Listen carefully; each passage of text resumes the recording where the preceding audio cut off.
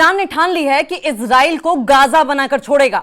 ईरानी मिसाइलों से बर्बादी ही बर्बादी दिखाई दे रही है, तबाही तबाही दिखाई दे रही है। इजराइल ने यह बात मान ली है, इस बात को कबूल कर लिया है कि ईरान की बैलिस्टिक मिसाइलें एक बड़ा खतरा हैं। ईरान की बैलिस्टिक मिसाइलें इजराइल के लिए बड़ा खतरा हैं। ईरान ने तबाह कर दिए हैं तेल अवीव के कई इलाके। तेल अवीव को गाजा बनाने की ठान ली है ईरान ने। अस्पताल पर मिसाइलें दागी गई।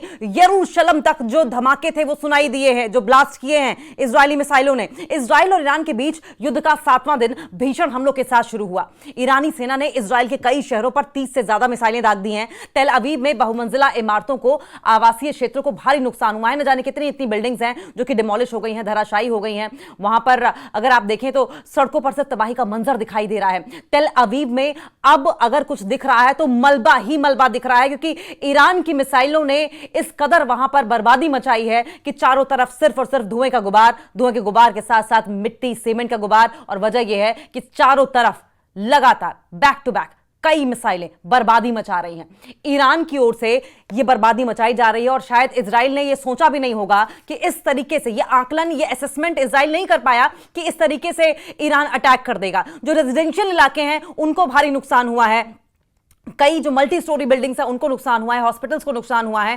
क्योंकि ईरान ने कई बार ये चीज कही कि युद्ध को एक्सकलेट मत करो, लेकिन इजराइल माना नहीं और उसके बाद ईरान ने ये बड़ा अटैक कर दिया। सोरोका हॉस्पिटल पर भी बड़ा अटैक किया है ईरान ने, जो कि तेल अवीव में है। ईरान ने इजराइल के जो मुख्य बड़ा हॉस्पिटल है सोरोका, उस पर कई मिसाइलें दागी हैं, जिसमें 25 से ज्यादा लोगों की मौत की जानकारी सामने आ रही है। लेकिन देखिए, ऑफिशियल रिपोर्ट्स ये भी कह रही हैं कि इजरायलीज ने, जूस ने सोरोका अस्पताल के बगल में इजरायली डिफेंस फोर्सेस यानी कि आईडीएफ का एक हॉस्पिटल भी बनाया था, बिल्कुल उससे सटा हुआ, जिससे कि दुनिया को यह पता ही ना लगे कि आईडीएफ का हेडक्वार्टर्स यहां पर है, जिससे कि वो अपनी गतिविधियां, अपनी एक्टिविटीज वहां से जारी रखें और लोगों को यह लगे कि तो हॉस्पिटल है, यहां पर कुछ हो ही नहीं रहा है।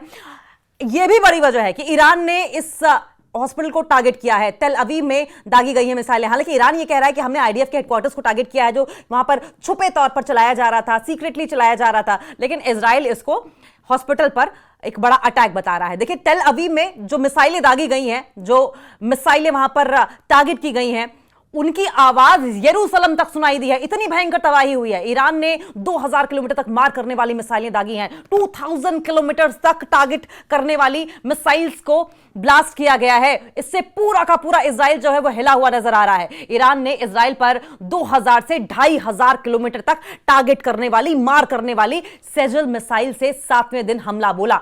इससे इजराइल की राजधानी तेल अवीव पूरी तरीके से हिली हुई है। पूरे इलाके में सिर्फ और सिर्फ सायरन की गूंज दिखाई दे रही है। ईरान ने इजरायली खुफिया एजेंसी मोसाद के कई एजेंट्स की गिरफ्तारी का भी दावा किया है। ईरान ने मोसाद के एजेंटों को पकड़ने के लिए कई शहरों में सर्च ऑपरेशन छेड़ दिया है। कई सारे ऐसे एजेंट्स हैं मोसाद के जो कि ईरान में छुपे हुए हैं और अब ईरान ने ठान लिया कि उनको चुन चुन कर मारा जाएगा, चुन चुन कर पकड़ा जाएगा, किसी भी बिल में घुसे हुए हों। ईरान की ओर से गुरुवार को सुबह सवेरे ही मिसाइलों की बरसात कर दी गई। एक के बाद एक बहुत सी मिसाइलें दागी गई और इजराइल ने या फिर अमेरिका ने सपने में भी नहीं सोचा होगा कि इस इंटेंसिटी के साथ ईरान रिटेलिएट करेगा, इजराइल पर बड़े बड़े अटैक करेगा। इजराइल की राजधानी तेल अवीव जलती हुई नजर आ रही है। चारों तरफ सिर्फ और सिर्फ आग दिखाई दे रही है, बर्बादी दिखाई दे रही है, मलबा दिखाई दे रहा है। ईरान की दागी गई एक मिसाइल ने इजराइल के दक्षिणी हिस्से के मुख्य अस्पताल सोरोका मेडिकल सेंटर को सीधे तौर पर निशाना बनाया। अस्पताल प्रशासन ने बताया कि हमले में अस्पताल के कई हिस्सों को भारी नुकसान पहुंचा है और कई लोग घायल हुए हैं। खबर यह भी है कि ईरान ने इजराइल के स्टॉक एक्सचेंज को भी निशाना बनाया और इसे बहुत ज्यादा नुकसान पहुंचाया है। डेविड एडम एम्बुलेंस सर्विस के हेड एली बिन ने यह जानकारी दी है कि सोरोका अस्पताल के एक फ्लोर तक मिसाइल पहुंची और वहां से जल्दी जल्दी मरीजों को बाहर निकालने शुरू कर दिया गया।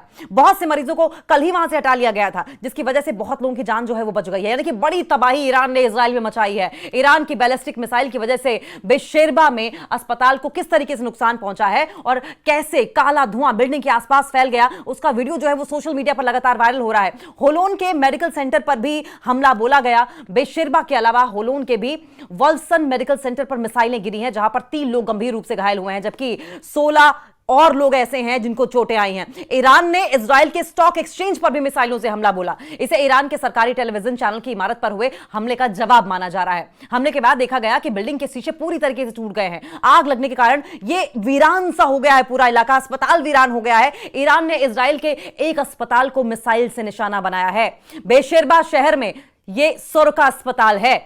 इजराइल के दक्षिण में लगभग 10 लाख लोगों को स्वास्थ्य सेवाएं प्रदान करता था और इसमें कम से कम 1,000 से ज्यादा बेड है। मेडिकल सर्विसेज कम से कम 10,000 लोगों को 10,000 पीपल को अकोमोडेट कर सकता था।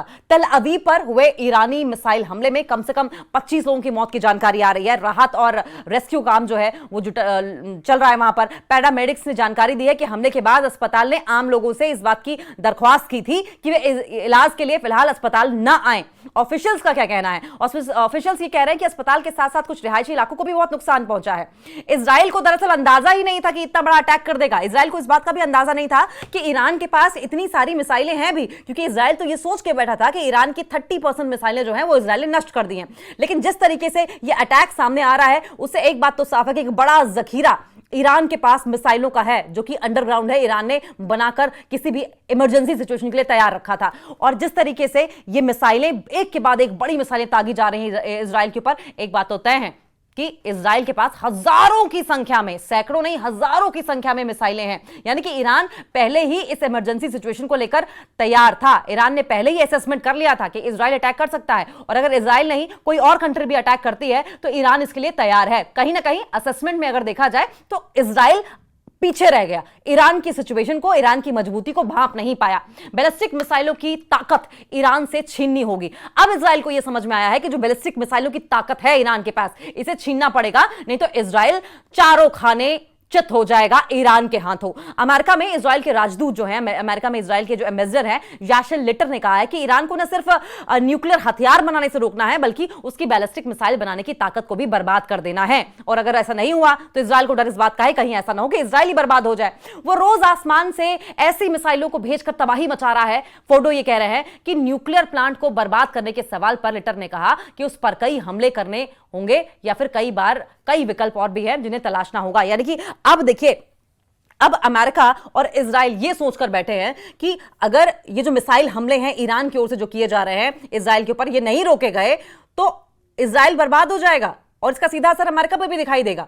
और ये जो हमले हैं एक के बाद, क्योंकि ये बात तो साफ तौर पर अमेरिकी ऑफिशियल्स भी मान रहे हैं कि ईरान की ओर से हर सुबह हर रोज एक के बाद एक पूरा इजराइल का आसमान जो है वो मिसाइल की हमलों से इस वक्त आच्छादित नजर आ रहा है। अगर देखें उनकी ट्रैजेक्टरी देखें तो कोई ऐसी जगह नहीं बची है, एयर स्पेस इजराइल का ऐसा नहीं बचा जहां पर ईरान ने अटैक ना किया हो। और यही वजह है कि ईरान इस वक्त डरा हुआ है और बैलिस्टिक मिसाइलों की जो ईरान की पावर है इजराइल उसको छीनने पर आमादा हो गया है। अमेरिका भी ये चाह रहा है कि बैलिस्टिक मिसाइल्स की पावर को छीन लिया जाए या फिर किसी तरीके से कमजोर कर दिया जाए, ईरान के हाथों छीन लिया जाए। और यही इनसिक्योरिटी है कि अगर बैलिस्टिक मिसाइल्स हैं तो ईरान इतना मजबूत है और बैलिस्टिक मिसाइल्स की जगह अगर न्यूक्लियर मिसाइल्स हो गई, न्यूक्लियर वेपन्स हो गए, न्यूक्लियर बॉम्ब्स हो गए, न्यूक्लियर पावर बन गया ईरान, तो ईरान क्या करेगा? किसी के आगे नहीं झुकेगा। और ये इजराइल को कम से कम गवारा नहीं है और अमेरिका को तो बिल्कुल गवारा नहीं है। और यही वजह है कि अमेरिका बार बार ईरान के पीछे पड़ा हुआ था कि आप न्यूक्लियर टॉक्स बंद कर दें, आप न्यूक्लियर टॉक्स पर उन पर सैंक्शंस हम हटा देंगे, आप न्यूक्लियर टॉक्स के पीछे हट जाए, आप न्यूक्लियर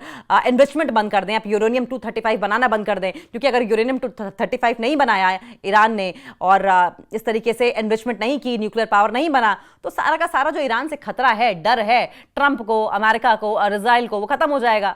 मजबूत नहीं बनने देना चाहते हैं दोनों ही देश ईरान को।